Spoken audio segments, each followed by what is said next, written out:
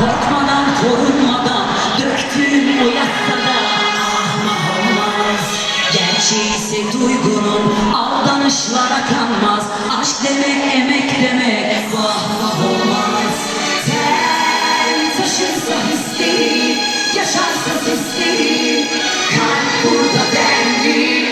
O yabancı sözlere, yabancı gözlere güm güm eder mi?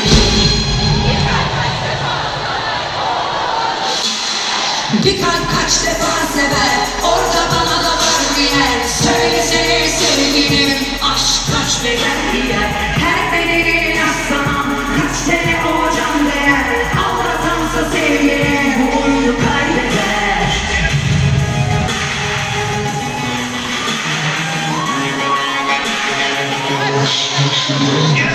Seversen yanılmadan, korkmadan, korunmadan döktün o yaşlara ahmak olmaz.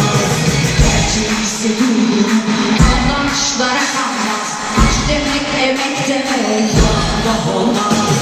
Sen taşırsın hisleri, yaşarsa sisleri, kalp burada derdi.